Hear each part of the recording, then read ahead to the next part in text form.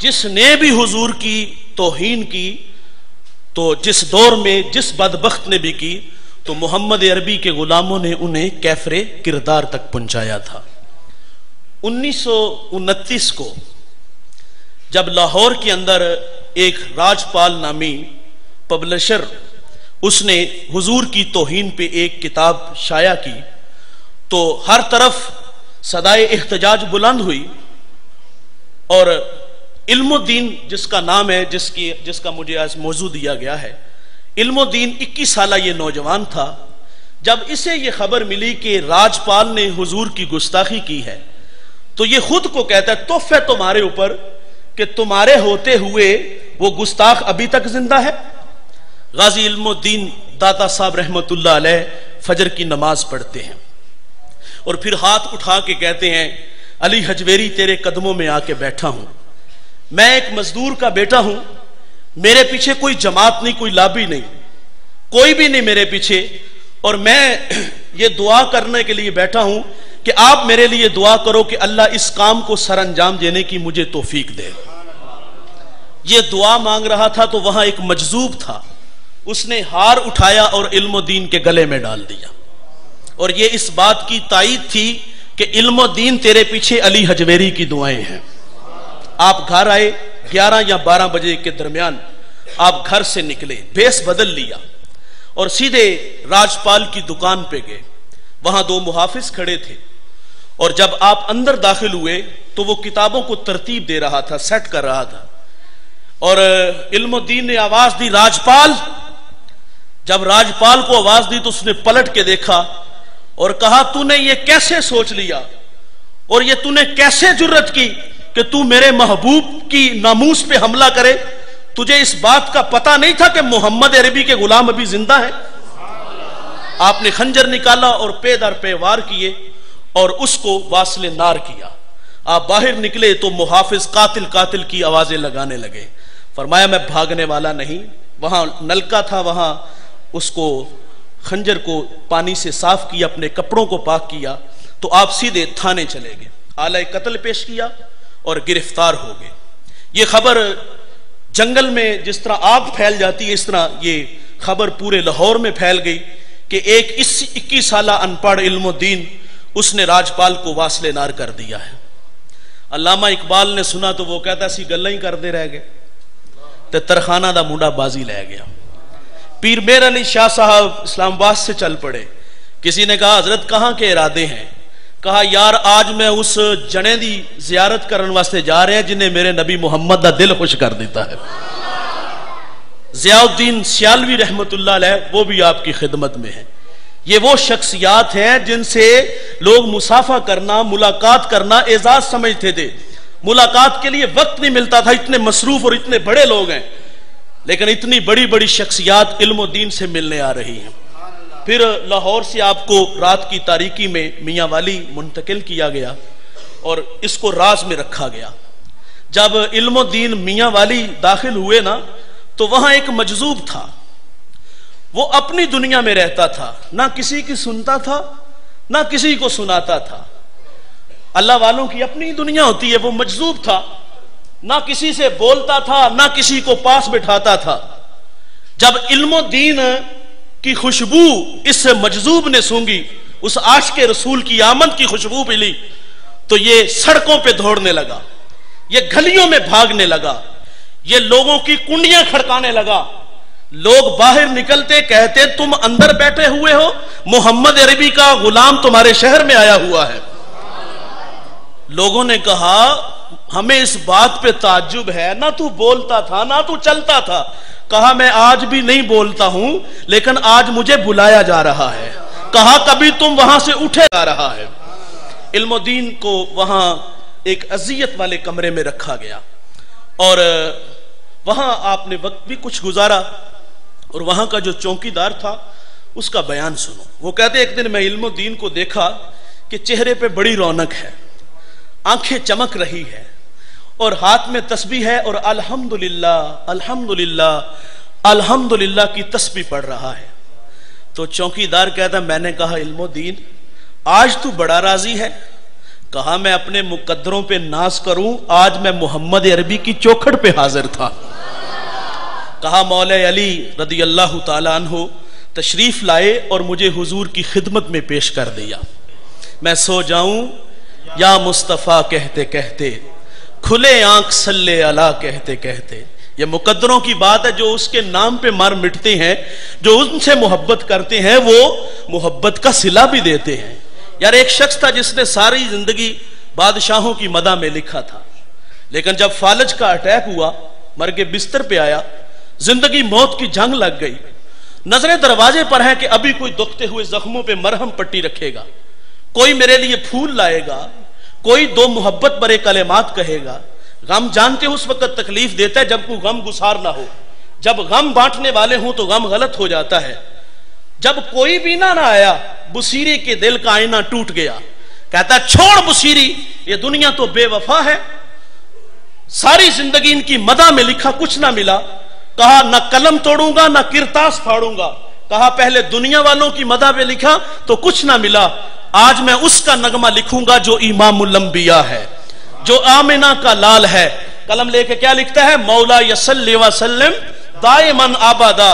یار اتنی روشنیاں، اتنے اجالے پھیلتے ہیں، بصیری لکھ کے سو جاتا ہے، خواب میں آقا تشریف لاتے ہیں، فرمایا اٹھو بیٹے وہ نغمہ پڑھو جو میری شان میں لکھا ہے۔ دستے شفا پھیرا، روشنی آئی، اٹھ کے کھڑے ہوئے، ادب کے تمام تر تقاضوں کو بجا لاتے ہوئے حضور کا نغمہ پڑھتے ہیں۔ یار بیٹا، شاگرد، مرید اپنے اپنے رشتوں کے ساتھ فخر جانتا ہے۔ جب وہ علم کی گزرگاہوں سے گزرتا ہوا اعلیٰ مسند پہ بیٹھتا ہے، بیٹا باپ کے قدموں میں، شاگرد استاد کے قدموں میں، مرید شیخ کے قدموں میں۔ یہ میرا اعزاز ہے کہ میں آج اپنے قبلہ کی موجودگی میں عرض کر رہا ہوں، یہ میرا فخر ہے۔ میں نے بڑے بڑے علماء، بڑے بڑے مشائخ کے قدموں میں قرآن کی بولیاں بولی ہیں، یہ میرا فخر ہے۔ لیکن میں کہتا ہوں یہ سارے فخر، یہ سارے شرف، یہ سارے اعزاز اپنی جگہ پہ۔ بصیری کو دیکھو کہاں کھڑے ہیں، جہاں حسان بن ثابت کھڑے ہو کے محمد کی نعتیں پڑھتے تھے، اور حضور نے فرمایا پڑھو نا۔ جب پڑھتے ہیں تو حضور جھومتے ہیں۔ جاتے ہوئے اپنی چادر عطا فرمائی، کہا یہ تیرا انعام ہے۔ صبح اٹھتے ہیں، خوشبوؤں کے قافلے بھی اترے تھے، جو چادر خواب میں دی، صبح اٹھتے ہیں تو سرانے موجود ہوتی ہے۔ تو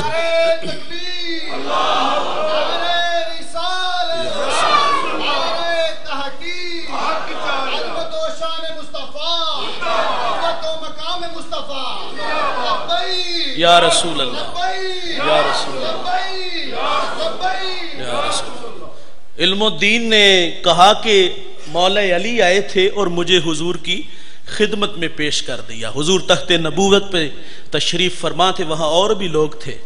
فرمایا علم الدین ابھی تو نے دنیا کی بہاریں نہیں دیکھی، تیری چھوٹی سی عمر ہے، مرضی تیری ہے، چاہے تو ہمارے پاس آ جاؤ، چاہے تو واپس پلٹ جاؤ۔ جس نے پھانسی کا حکم لکھا ہے نا، وہی رہائی کا حکم لکھے گا۔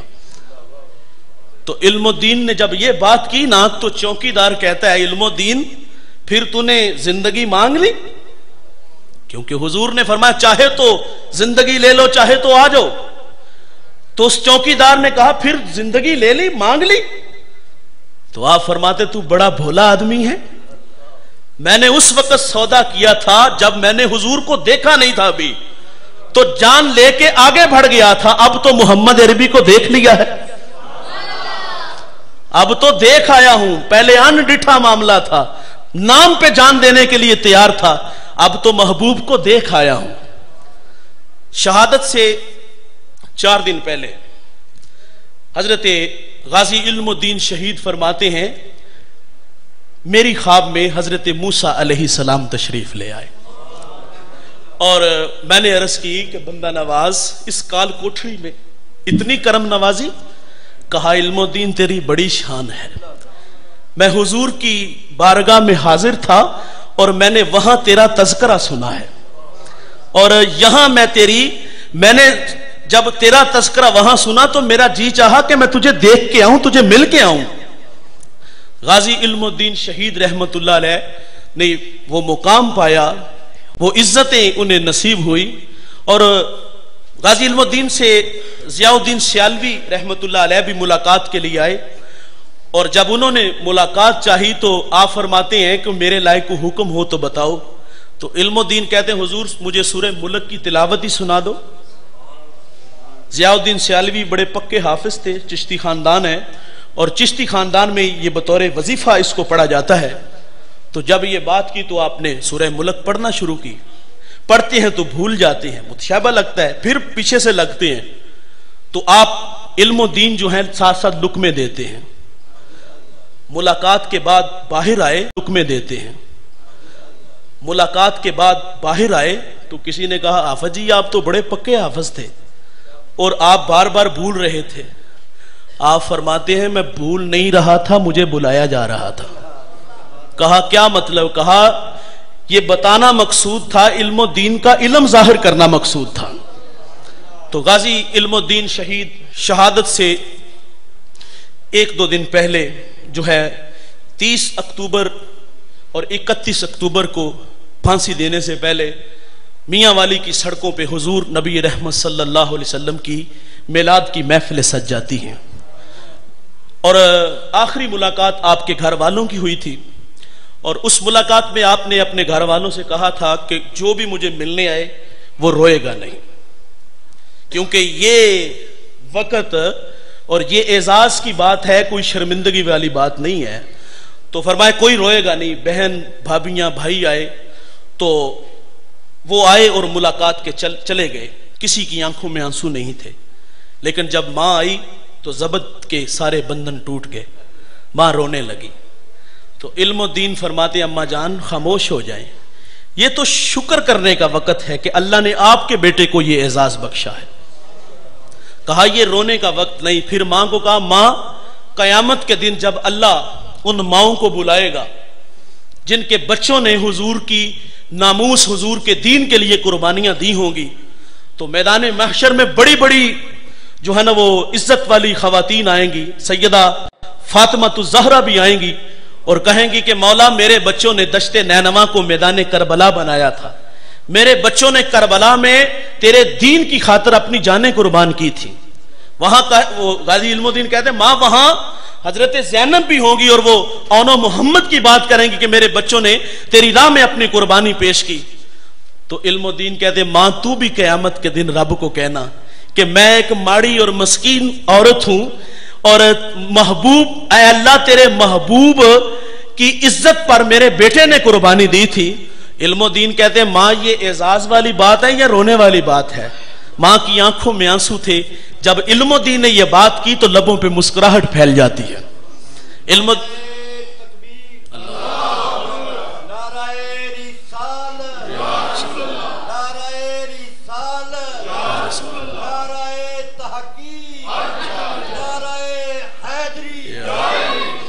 علم الدین کو تختہ دار پہ لایا گیا. جلاد نے کہا کہ کوئی حسرت ہے, کوئی آرزو ہے؟ کہا آرزو اس دن ہی پوری ہو گئی تھی جب اس بدبخت کو واصل نار کیا تھا. تو کہا میں 2 نفل پڑھنا چاہتا ہوں. 2 نفل پڑھے.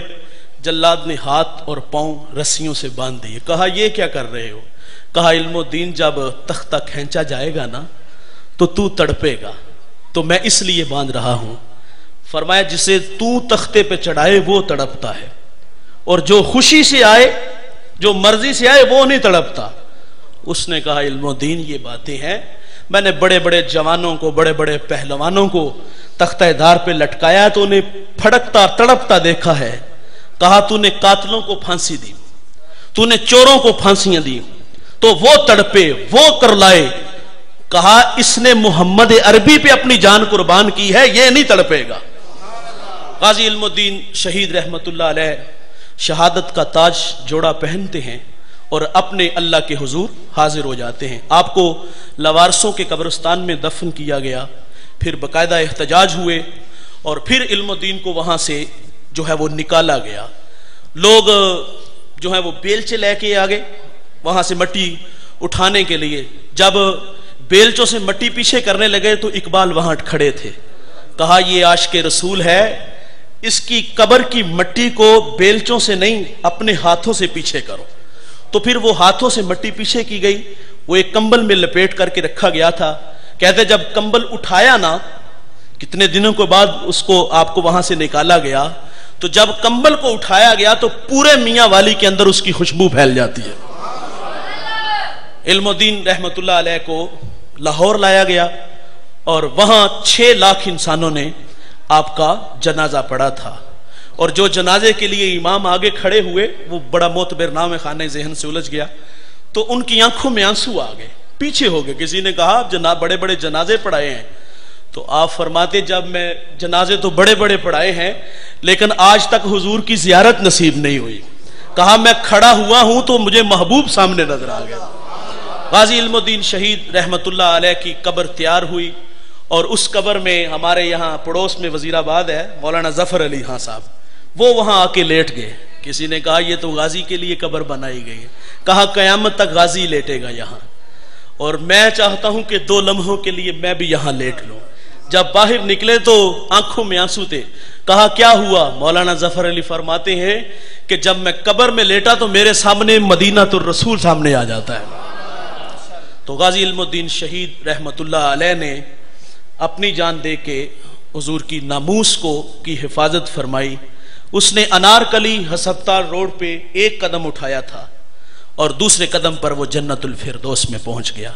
اللہ تعالیٰ سے دعا ہے کہ اللہ ہمیں غازی صاحب کی تعلیمات پہ عمل کی توفیق عطا فرمائے۔ جو کہا سنا